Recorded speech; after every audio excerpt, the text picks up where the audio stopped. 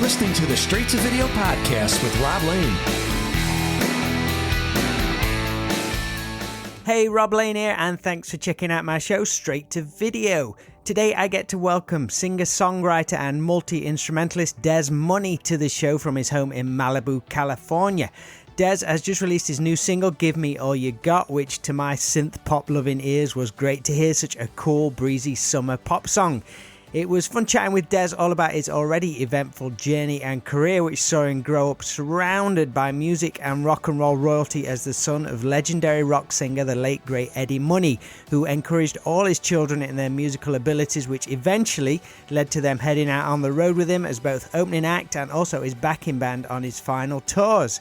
Dez himself has already released 2 full studio albums, and the new single is out now on all platforms with a cool video featuring a nice little tribute to his dad, which we talk about during our chat. First up though, please show some support to our friends Dead Skull Coffee and their true independent rock and roll coffee, which you can grab a great 15% discount over at their website deadskullcoffee.co.uk by simply adding the promo code STV on checkout. And I also want to give a shout out to everyone over on the Straight to Video Patreon for their continued support.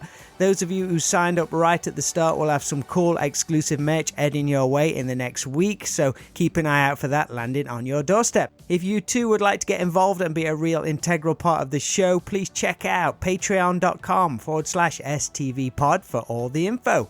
Okay, I hope you enjoyed my chat with Dez Money. It was great to hear all about the influence and support his dad had on his already successful career, and also to chat about his love of 90s music and thoughts on touring, amongst many other things.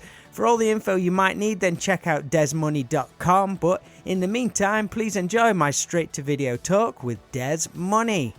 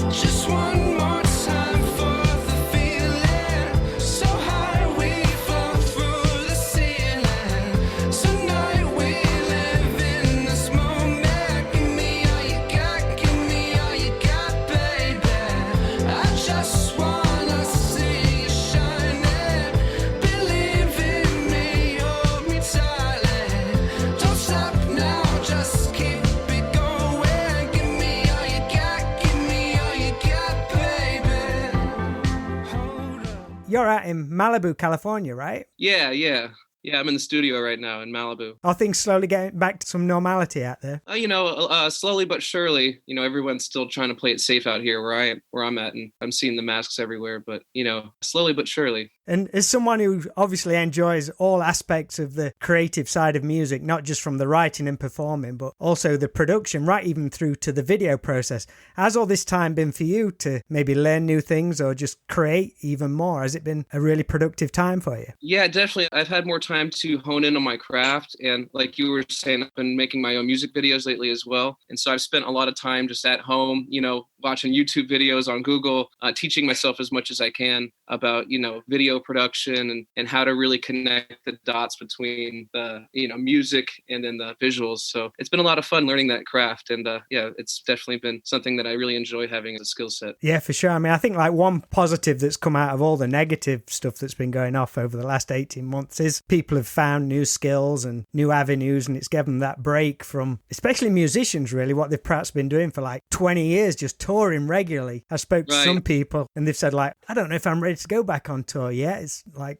finding other things. Yeah, for me, it's definitely, that was one thing is it was good to have more time to spend at home in the studio because we were definitely touring a lot and we were out just about every weekend or so. Yeah, I definitely miss touring. I can't wait to get back out there. Now I have all this music to go with it. But yeah, I'm really excited for whenever we get the chance to get back out there. And usually I kind of start off asking musicians who I interview if they're from a musical family and what are some of the earliest musical memories. But you're certainly an exception, as music is totally in your DNA throughout the entire family. Right. Yeah.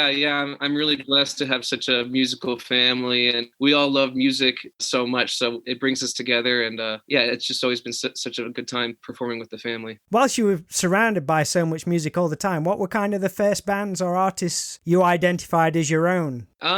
My parents were really huge Beatles fans, and a lot of us were named after Beatles songs. Like I'm named after Obla Di Obla Da, and my middle name's Lennon actually, and my little brother's named Julian after Hey Jude. And so they were always huge Beatles fans. We were always listening to the Beatles in the car, and like Prince and the Eagles and Led Zeppelin. I think those were like some of the top artists that we were listening to. But yeah, it was always very great to have their advice on the music and everything. And I'm glad I had such a musical family to help me listen to such great music and everything. What is it do you think about the Beatles that as like it's so timeless, like generation after generation, people are still finding it? Yeah, they knew the formula, they just all their songs were so great, and they kind of kept it simple a lot of the times, but that's some of the best part about making music is if you can keep it simple but like still make it really effective and everything. They really just nailed it on all of that. So yeah, we love the Beatles. What was kind of the first stuff you zoned in on as being like, right, I've discovered this is mine? What artists or musicians was it for you? I was listening to a lot of like 90s artists. My brother, I remember he was listening to Nirvana and all that. So we were listening like Nirvana, Smashing Pumpkins, Blink-182, Nine Inch Nails, just like all those kind of 90s bands. And so I've always been very inspired by the bands from the 90s, 80s, 70s, and beyond that as well. We like to go back into the history of music and try to like dig up as much stuff as we can find because there's a lot of great music back then. For sure. And I think especially looking back on the 90s, it seemed very all over the place at the time, but it was such a creative time. There's anything goes pretty much. Yeah, totally. It's definitely like it was like the early times for like hip hop and stuff, and like everything was kind of like you were saying, there's so many different genres going about, but everybody was so like fresh with the energy and everything like that. Probably one of the last times that rock music was dangerous as well. Yeah, definitely.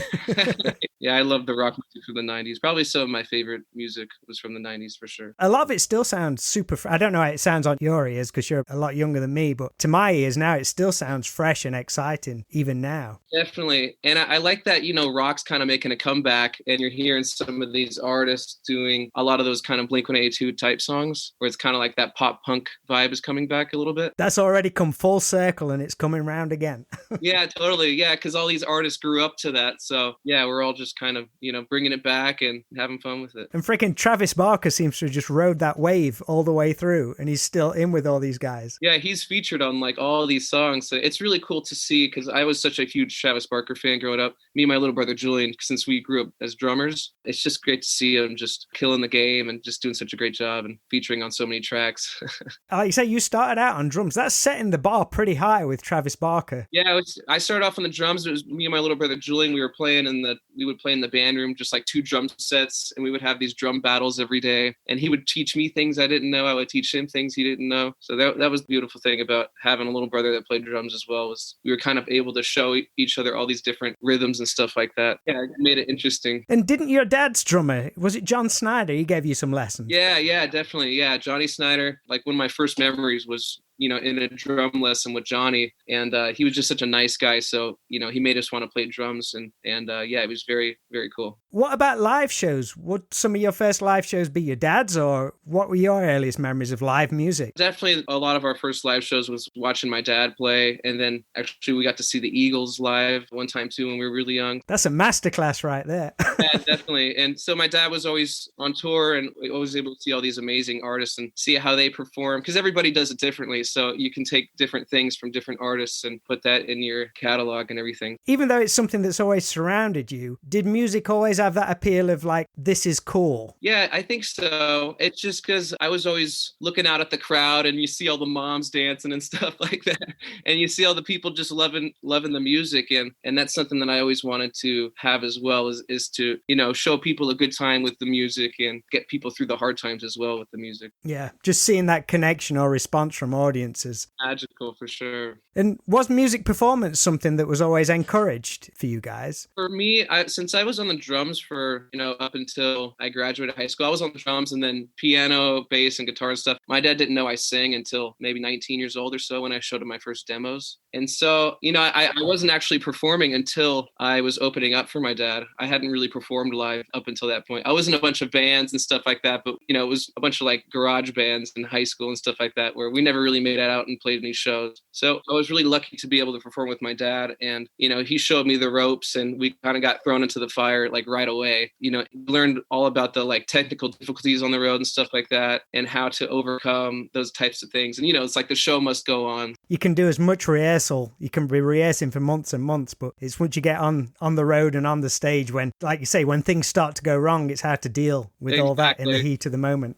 You never know what's going to happen. Maybe the mic will go out. Maybe the guitar's you're not getting any signal from the guitar or something like that. But when it first started happening, it was just kind of like this panic just sets in for the whole band. We all start looking at each other like, oh my goodness, what's going to happen? But now if it happens, we're just kind of, used to it. And we're more prepared for what's about to happen, whatever it may be. Like you say, you're accomplished on all sorts of instruments from guitar, piano, and also bass. And going back to that Blink-182 influence, Mark Hoppus, he's one of those guys who I think you looked up to on bass. And his approach is just so much fun and quite underrated, I feel. It's just cool, fun parts that work great for the songs. Yeah, definitely. It's kind of like I was saying with the Beatles music. He keeps it simple, but it's like, rock steady. And I always just loved his bass lines and like his melodies as well. I just loved how Blink-182 was as just a group, just those three guys, and each guy was so like integral to the group. I just loved that music growing up. And it's great to see that Mark Hoppus is getting better from his cancer. I saw these on his last treatment. So I was praying for him and everything and making sure, my family was keeping him in our thoughts and everything like that. So it's great to see him doing better. For sure, man. Have you seen him playing along to his old songs on YouTube? Yeah, I've seen that. Yeah, it was nice. I got to catch Blink-182 when they reunited with Tom DeLonge. I think it was in like 2012, 2013 maybe. But yeah, that was a really cool show for me. That was the only time I got to see Blink-182, but it was awesome.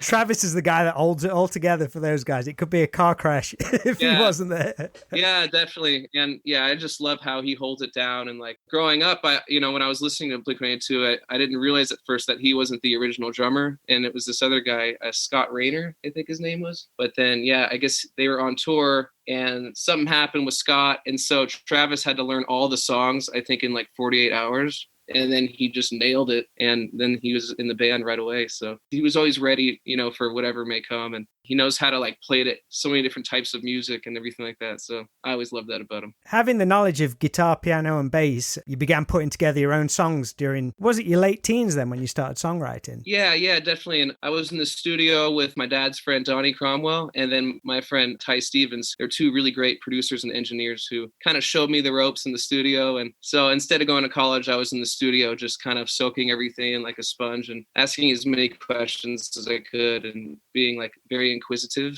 trying to make sure I learned everything that I could possibly learn under the sun about music. Did you have any particular style you wanted to go in? Was it a reflection of what you were listening to at the time? For me, I kind of just I always think of it as each song's kind of a new beginning. So that way I can let each song kind of take its own form. But yeah, one group I really always loved was Radiohead. And I loved how they kind of, they're not really one specific genre or anything like that. And they kind of just make their own style of music. Yeah, that was always one of my favorite bands. And I just always loved how they kind of completely switched it up, and it was always surprising to the audience, but like they still kept it within their realm. What was your entry point for Radiohead? My first one was Hail to the Thief. I remember like K-Rock, which is the radio station around here, they would send us a bunch of CDs. So I think I was in like 5th grade, and we got like that White Stripes album, and then we got the Blink-182 album, and then we got Radiohead. It was like all these bands that they were playing at the time, they sent us their CDs, and that's kind of how I got into a lot of that music. But I was like, whoa, what's this? I remember the album cover was kind of crazy. crazy. And yeah, the first song on there was really great. Ever since then, I was like, wow, I was pretty hooked ever since then. Have you ever seen them live? Oh, I haven't had the chance to. Yeah, I would love to, though. Who was the first person you let hear your songs for feedback? Was it your sister or your brothers, or did you take them to your dad? Or my sister, I was the first one I showed, and then I showed my dad. But yeah, they were both kind of surprised because I was,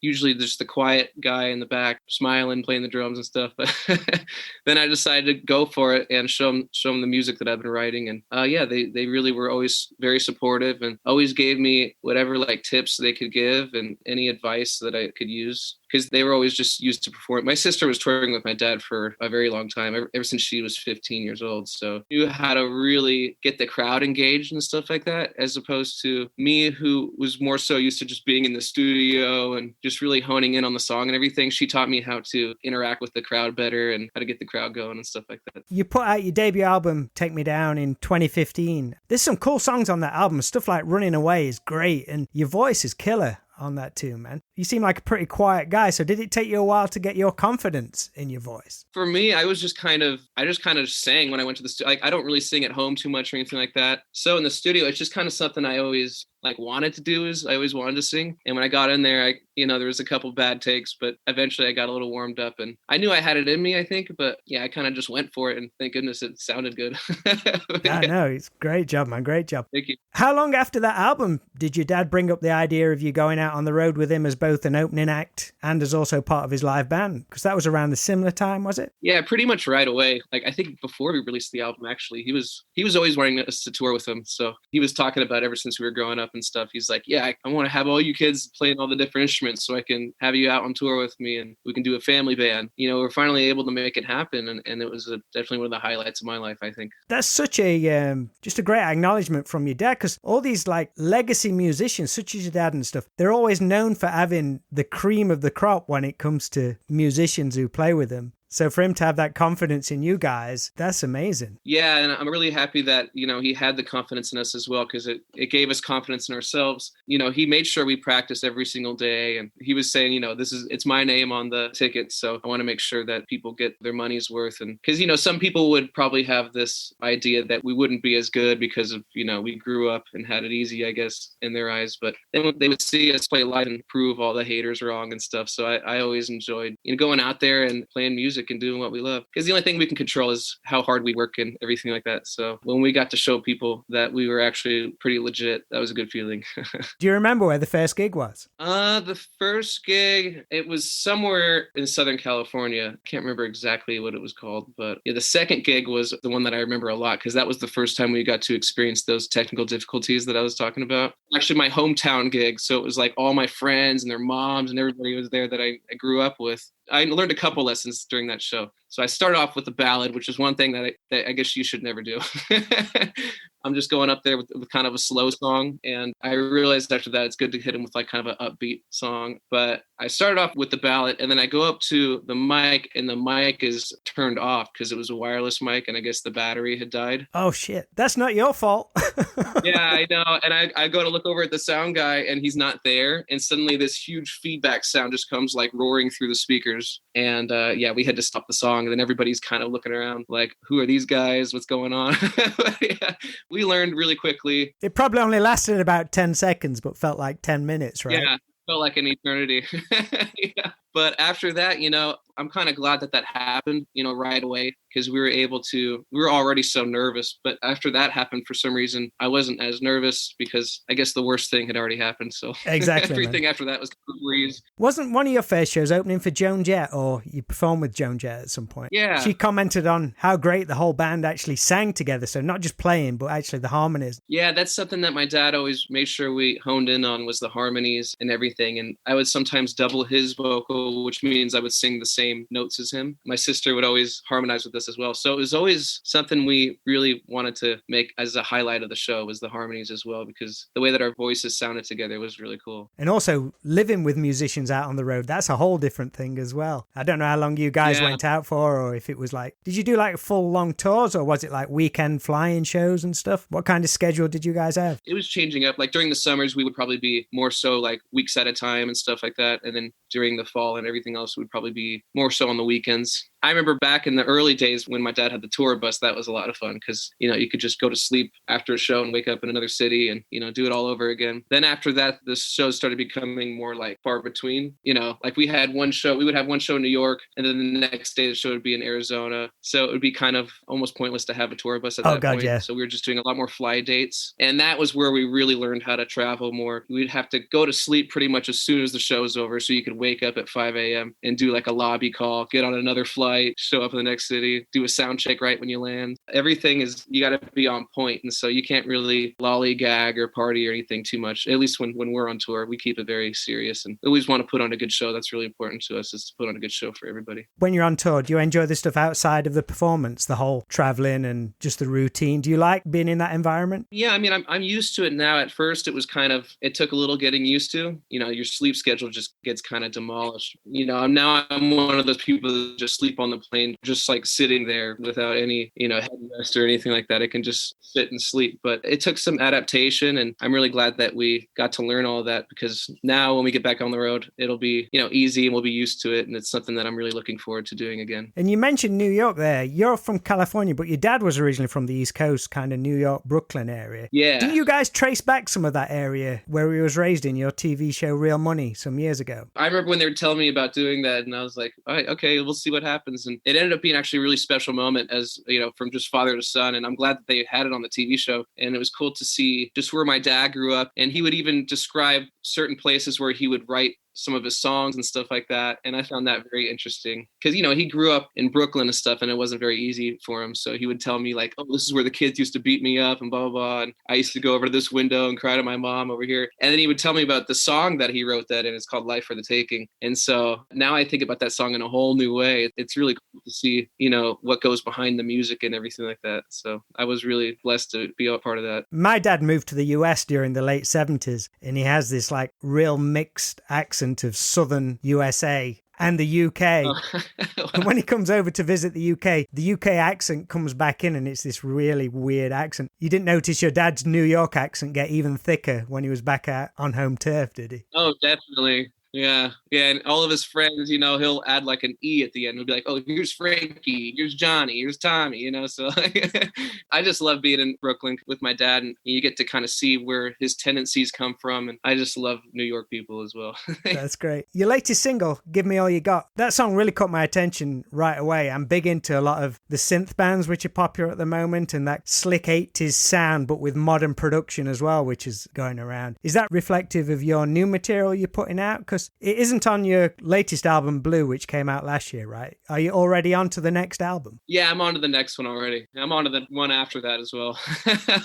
I mean, ever since, quarantine started and everything, I've just been making so much music. And so, yeah, I really got more into the synths and all that. And I got endorsed by Sequential, which is a synth company. And with music, I'm always just trying to learn new things. And with synths, that was kind of like a whole new venture for me. And I was able to learn so much. And Give Me All You Got was something that was a lot of fun to put together, because I was kind of, with my first two albums, I'm more using acoustic instruments and live strings and stuff like that. But on this, I wanted to kind of change it up and see how far I could go down the rabbit hole in the synth world and everything like that, and try to blend everything and still make it sound like me, but just travel to new places in the musical realm. Are you listening to anybody in particular with that kind of sound and vibe? Because it's something that would go over really well in the UK at the moment. There's quite a few artists doing that kind of stuff. Oh, right on. There's a lot of great artists. I mean, lately I've been listening to a lot of Tame Impala. I really like how Kevin Parker produces all his own stuff as well. And when I see artists like that, it just gives me so much inspiration to go out there and just make another song or something like that. Because when you see them do it, it's very inspiring. He's just so good at having his own sound. And when you hear a Tame Impala song, it's it's a Tame Impala song, because there's these like signature elements that he throws in there that it's just definitely a great sound. That whole synth sound will sound massive in a live environment as well. Yeah, definitely. Yeah, I love just like stacking as many parts as I can, and just having, each part having a kind of a conversation in the music between the synths and the bass and the drums and everything like that. Yeah, it's one of my favorite parts about making music, is just like composing it all and bringing all the instruments together and taking the instruments out, certain things like that. How will you approach it live? Obviously, you can play most of the instruments, because I've seen you do some live stuff playing the bass and obviously keyboards. Have you got any vision as to how you want to take it out live? It changes for the different songs. I'm really grateful to have such an awesome band that can really really nail all the parts. And, there's a little bit more like dynamic, I would say, live, because everyone's kind of just jamming away and they're all so talented at what they do. And so it's a lot of fun to recreate it live.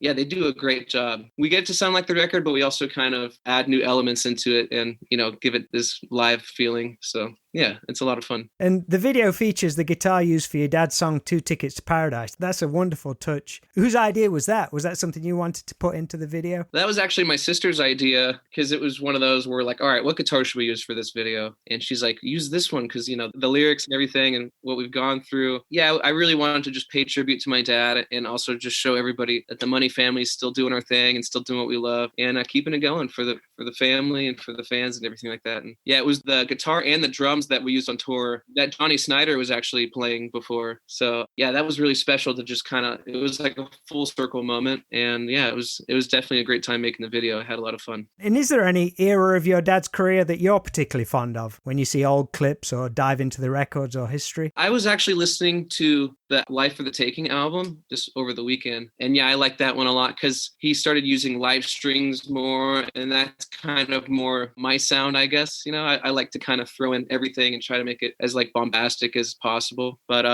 yeah, it was really cool. And it adds this like sophistication to it, I think, when he has the live strings going behind his voice. I think it sounds really cool. It's like when he's telling a story, it really adds all these elements to it to help it build. Because he did a cover of one of my all-time favorite songs, Heaven in the Backseat, which is by a UK band called Romeo's Daughter. Yeah, I love that song.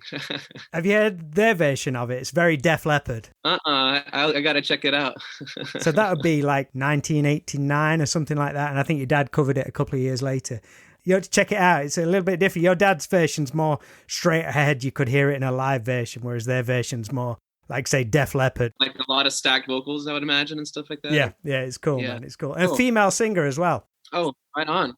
Cool. And I'm interested to how someone like you views the music industry as a young artist building their career, because I would imagine you're obviously very familiar how the industry worked during your dad's career, but everything has changed so much over the past 10 years or so. How do you feel it's important for an artist to grow these days? Is it through performing live, regularly releasing music? Because everything seems to be based on streaming and numbers right now. What's your perspective on it? When I first started releasing music, I was kind of set in my like old school ways of just like, release the whole album and then they'll catch on to it. But now I kind of enjoy the new process of just releasing single by single and letting each song shine. So it gives me enough time to make a video for each song or really put like a whole package around the song as well. Even though I have so much music, it's great. I can release music that way and, do it single by single and keep them engaged. Because I feel like the artist that releases an album every 3 years now, it's going to be kind of harder for them as opposed to releasing a new single every 2 months or so, because you got to keep people engaged now. At first, I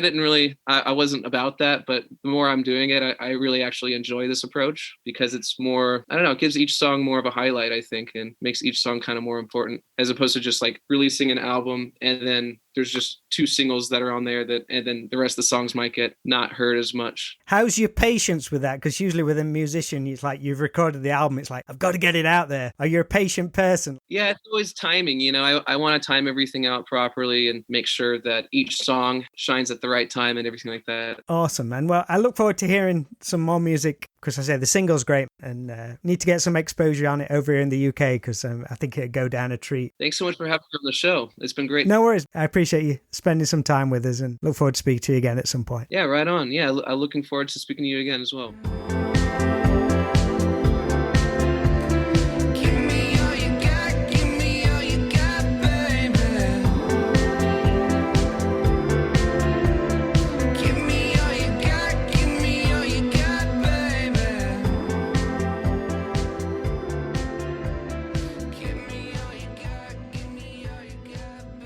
Big thank you to Dez Money for sharing his story with me here on the Straight to Video podcast. It was very cool to see how proud he is of his family's legacy and hear his real passion for music to keep that going for many years to come with his own style and talent.